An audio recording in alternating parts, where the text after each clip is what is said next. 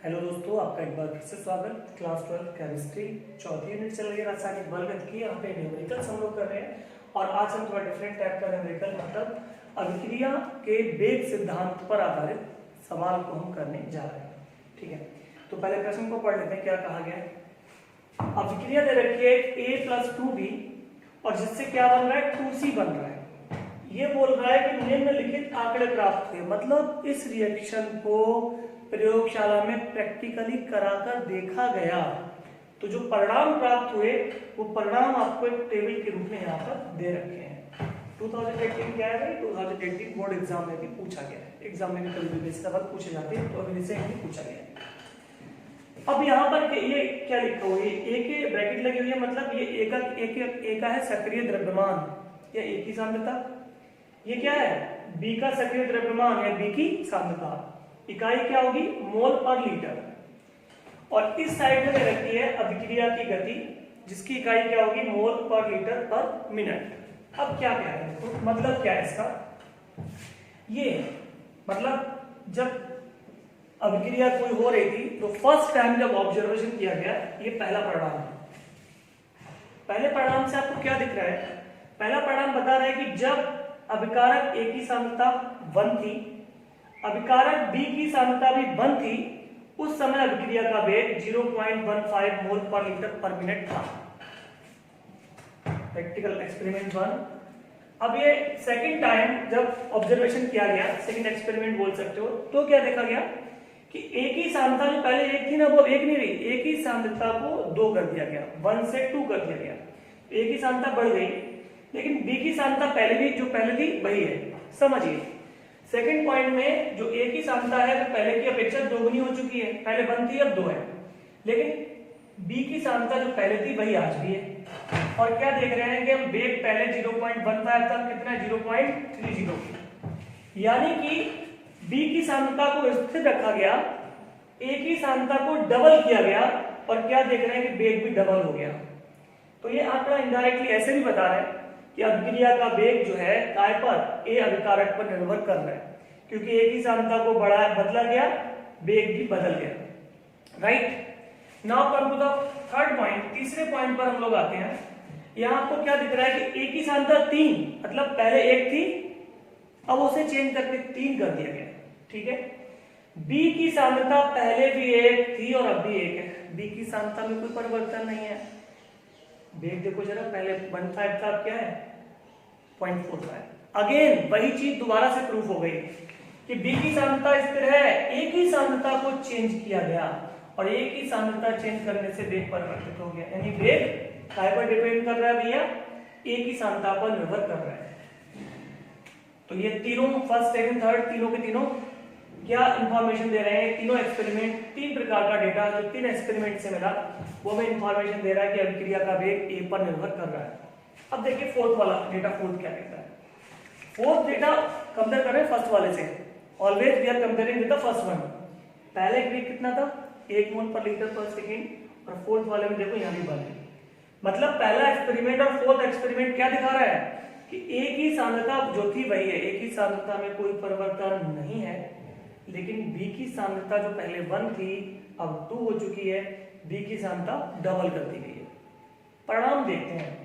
परिणाम क्या है? वेग जो था पहले भी 0.15 था और अभी 0.15 है।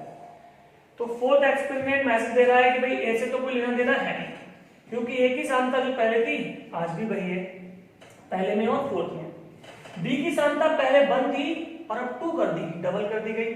लेकिन आप क्या देख रहे हो भाई कि जो वेग पहले 1.5 था, अभी 1.5 है, मतलब बी की सांद्रता डबल करने से वेग पर कोई फर्क नहीं पड़ा।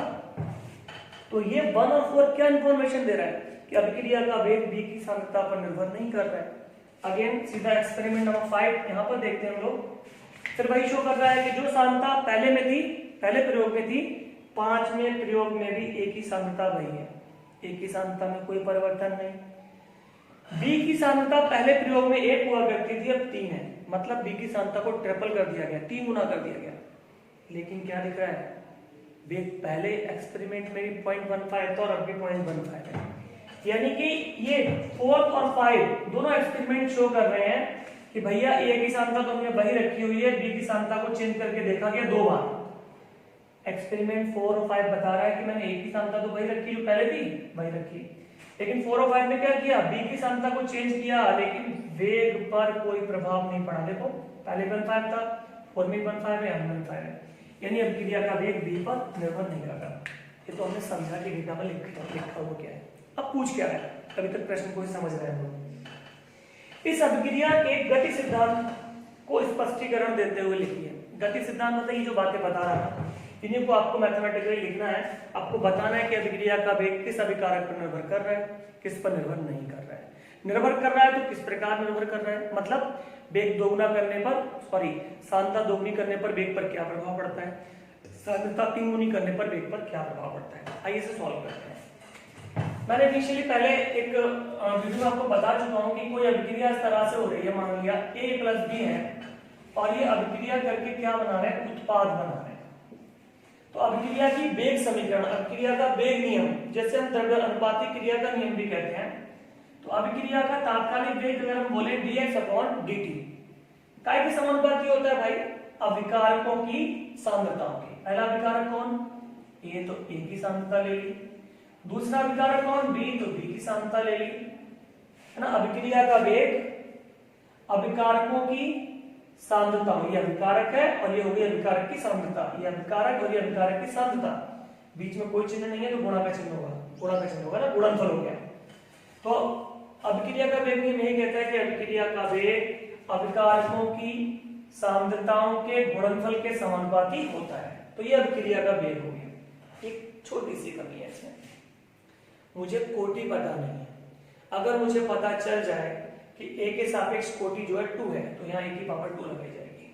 अगर पता चल जाए कि B के सापेक्ष कोटि 1 है, तो 1 लगा दीजिए। अब मैं क्या लिखूंगा, dx/dt समानुपाती का चिन्ह हटाऊंगा, इस तरह के आएगा A की पावर 2 और B की पावर 1 लिखी नहीं जाती। तो ये अभिक्रिया का वेग समीकरण हो गया। तो ये तो मैंने एग्जांपल लिया था, वेग समीकरण हो गया, लेकिन मुझे इस अभिक्रिया का वेग समीकरण नहीं निकालना है, मुझे इस अभिक्रिया का वेग समीकरण निकालना है। ठीक है, तो जिसका निकालना है चलो उसे भी लिख लेते हैं। क्या है मामला,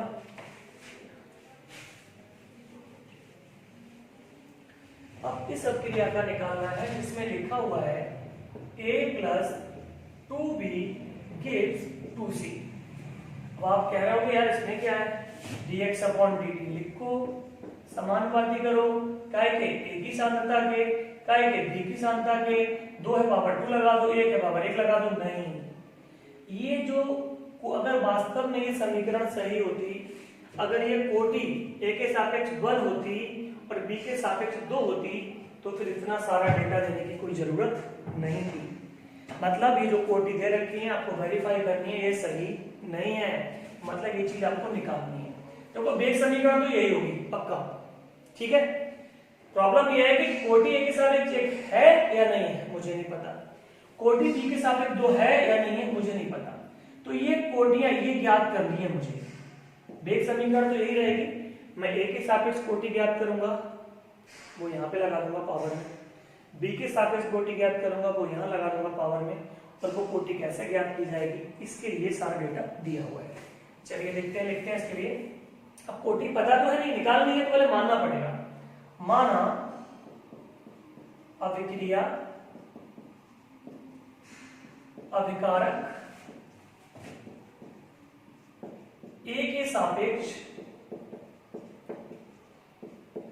M कोटि की है, M कोटि तथा B के सापेक्ष N कोटि की है। ठीक है, तो पहले मैंने क्या किया, कोटि मान ली कि अभिक्रिया A के सापेक्ष N कोटि स्मॉल m और B के सापेक्ष जो है वो N कोटि की स्मॉल m। अब मैं यहां पर लिखता हूं अभिक्रिया के वेग नियम से। ठीक है, अभिक्रिया के वेग नियम से, अभिक्रिया का वेग नियम क्या कहता है कि dx/dt, यानी अब इस साइड लिखता हूं, जगह थोड़ा यूज कर लेंगे। अभिक्रिया का वेग क्या है, dx/dt समानुपाती क्या, A की सांद्रता इंटू बोलो भैया B की सांद्रता, कोटि हम मान चुके हैं, ए के सापेक्ष कोटि क्या मानी है m, तो यहाँ m लगा देते हैं। b के सापेक्ष कोटि क्या मानी है n, तो m लगा देते हैं। ठीक है, अब क्या करोगे यहाँ पे समानुपाती का चिन्ह हटाओगे, इस तरह आ जाएगा, तो क्या होगा dx अपॉन dt बराबर k active mass a to the power m into active mass b की पावर n। ठीक है, वास्तव में आंसर हमारा यही है, उत्तर भी यही है। एक छोटी सी कमी क्या है कि मुझे m और n की वैल्यू पता नहीं है। अब इन सारे डेटा को मैं यूज करूंगा और m और n की वैल्यू निकालूंगा, और वो वैल्यू निकालने के बाद इस वाले समीकरण में मैं रख दूंगा, तो यही मेरा आंसर हो जाएगा। फिलहाल मैं इसे समीकरण नंबर 1 दे देता हूं। ठीक है, m और n की वैल्यू निकाल के यहाँ रखूंगा, तो ये मेरा आंसर हो जाएगा। m और n की वैल्यू निकालना चाह रहे हैं लोग, इसे समीकरण 1 मान लिया। तो अब यहाँ पर हम क्या करेंगे, देखो a के सापेक्ष कोटि निकालनी है, तो इनमें से कोई दो एक्सपेरिमेंट आपको ऐसे चुनने पड़ेंगे जिनमें क्या होना चाहिए कि a की सांद्रता बदल रही हो और b की ना बदल रही हो। मतलब अगर a की सांद्रता बदल रही है तो a की सापेक्ष कोटि पता चल जाएगी। मतलब ऐसे एक्सपेरिमेंट दो चुनो जिनमें a की सांद्रता तो बदल रही है लेकिन b की ना बदले, तो a के सापेक्ष कोटि निकलेगी। वैसे एक्सपेरिमेंट 1 और 2 ले लेते हैं, चलो क्यों बवाल में पढ़ो। 1 और 2 में क्या दिख रहा है, a की सांद्रता पहले 1 थी और 2 है, a की बदल रही है। b की पहले भी 1 थी और अब भी 1 है, b की नहीं बदल रही है। तो इन दोनों एक्सपेरिमेंट से b की सांद्रता तो इस तरह, b से कोई लेना देना नहीं है। a की सांद्रता बदल रही है, मतलब a के सापेक्ष कोटि हम ज्ञात कर लेंगे समीकरण 1 समीकरण 2 से। तो मैं यहां पर लिखूंगा प्रयोग 1 से, पहला एक्सपेरिमेंट है ना, प्रयोग 1 से ये सारी वैल्यू dx, अभिक्रिया का वेग dx अपॉन dt जो था वो कितना लिखा जाएगा, देखो इसी को देखकर लिखूंगा। dx अपॉन dt अभिक्रिया का वेग, देखो प्रयोग 1 में अभिक्रिया का वेग कितना 0.15 बराबर इस तरह के ऐसी रहेगा, एक्टिव मास ऑफ ए ऐसी रहेगा, सॉरी एक्टिव मास ऑफ ए जो दे रखा है ना, एक्टिव मास ऑफ ए की सांद्रता कितनी दे रखी है बताइए। प्रयोग नंबर 1 में ए की सांद्रता 1 है, 1 की पावर n। प्रयोग नंबर 1 में b की सांद्रता देखो कितनी है, 1 है, 1 की पावर n। इसे समीकरण नंबर 2 दे देते हैं। मतलब ये dx अपॉन dt की वैल्यू प्रयोग नंबर 1 से रखी मैंने, a की सांद्रता प्रयोग 1 से रखी, b की सांद्रता प्रयोग 1 से रखी, बाकी सब कुछ सेम है। अब प्रयोग 3 से, सॉरी 2 से, 2 भी ले सकते हो 3 भी ले सकते हो, 2 से। अब dx अपॉन dt की वैल्यू प्रयोग 2 में देखो कितनी है, 0.30 बराबर कि ऐसी रहेगा। प्रयोग नंबर 2 में देखो भैया क्या a की सांद्रता 2 हो चुकी है, यहाँ पर मैं 2 लगा दूंगा। प्रयोग नंबर 2 में देखिए b की सांद्रता कितनी थी, 1 है, तो 1 की पावर n लगा दूंगा और इसे समीकरण नंबर 3 डाल देते हैं। ठीक, सेम लिखा है dx अपॉन dt की वैल्यू प्रयोग 2 से लिए मैंने, a की सांद्रता और b की सांद्रता प्रयोग 2 से लिए, बाकी सब कुछ ऐसा ही है। dx अपॉन dt की जगह ये आ गया कि ऐसे आ गया, a की सांद्रता 2 आ गई, b की सांद्रता 1 आ गई, बाकी कुछ नहीं। अब मुझे वैल्यू निकालनी है कि m की, है ना, m मतलब a के सापेक्ष कोटि निकालनी है ना, तभी तो मैंने समीकरण 1 और 2 को चुना, क्योंकि 1 और 2 में a की सांद्रता बदल रही है, तो a के सापेक्ष कोटि निकालनी है मुझे। तो समीकरण 1 को समीकरण 2 से भाग देने पर, ठीक है, समीकरण 1 को समीकरण 2 से भाग करना है। ऊपर क्या लिखा जाएगा, देखो समीकरण 1 में 0.15 है और यहीं पर समीकरण 2 में क्या है 0.30 है। यहाँ k है, 1 की पावर m है, 1 की पावर n है, इसमें क्या है k है, 2 की पावर m है और 1 की पावर n है। अब क्या हुआ भैया, k से k कैंसिल, 1 की पावर n से 1 की पावर n कैंसिल, दशमलव से दशमलव हटा दो, 15 एकम 15, 15 दूनी 30, इधर क्या बचता है 1/2 बचा, इधर बचा 1/2 की पावर m, 1/2, 1 की पावर भी m है और 2 की पावर भी m है, तो 1/2 की पावर m। अब इधर अगर कोई पावर नहीं है तो पावर क्या होगी, 1 होगी। अब दोनों तरफ अगर आधार बराबर है तो घाते भी आपस में बराबर है। अगर दोनों साइड में आधार बराबर लिखा हुआ है तो घाते बराबर होगी। तुलना करने पर 1/2 1/2 के बराबर है तो m बराबर क्या है, 1 होगी। तो तुलना करने पर क्या मिल रहा है आपको, जो एक चीज मिल गई m बराबर 1 हो गया। ध्यान रखना, इस m की वैल्यू मिल गई मुझे कितनी 1। अब मुझे क्या की वैल्यू निकालनी है सर, n की। n के लिए आपको क्या करना है, ऐसे प्रयोगों को चुनना है जिसमें b की सांख्यता बदल रही हो और a की ना बदल रही हो। तो देखो भैया, पहला और तीसरा ले सकते हो, पहला और तीसरा ले सकते हो। क्यों नहीं, पहला तीसरा नहीं ले सकते, क्योंकि मुझे b की सांख्यता चेंज चाहिए। b की सांख्यता यहाँ भी बना, यहाँ भी बना, यहाँ भी बना, तो इन तीनों में से कोई भी एक ले सकते हैं हम, ये ले सकते हैं। तो यहां पर मैं लूंगा प्रयोग 1 और प्रयोग 4। आप चाहे तो प्रयोग 1 और प्रयोग 5 भी ले सकते हैं। क्यों चुना है मैंने, क्या खासियत है इनमें। अब मुझे b के सापेक्ष कोटि निकालनी है ना, तो मुझे ऐसा डेटा चाहिए जिसमें a से कोई मतलब ना हो। तो आप देख रहे हो कि प्रयोग 1 और प्रयोग 4 में a की सांख्यता पहले भी 1 और यहाँ भी 1 है। प्रयोग 1 और प्रयोग 4 दोनों जगह a की सांख्यता बराबर है, तो a से कोई लेना देना नहीं है, खत्म हो गया। लेकिन b की सांख्यता पहले थी 1 और अब कितनी हो चुकी है, 2। देखो पहले प्रयोग में 1 थी, अब कितनी है, तो b की सांख्यता यानी समीकरण प्रयोग 1 और प्रयोग 4 ऐसे प्रयोग है जिनमें a की सांख्यता स्थिर है और b की सांख्यता बदल रही है। तो एक समीकरण बनानी है प्रयोग 1 से और एक बनानी है प्रयोग 4 से। तो प्रयोग 1 से समीकरण आप पहले ही बना चुके हो, ये वाली। अब प्रयोग 4 से बनाना,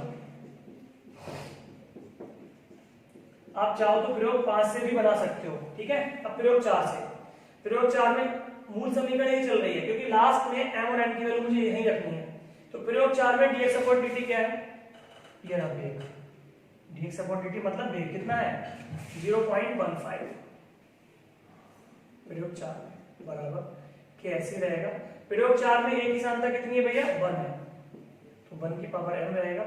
प्रयोग 4 में b की सांख्यता कितनी है, 2 है, तो 2 की पावर m रहेगा। समीकरण नंबर आप पहले डाल चुके 3 तक, तो 4 कर देते हैं, ठीक है।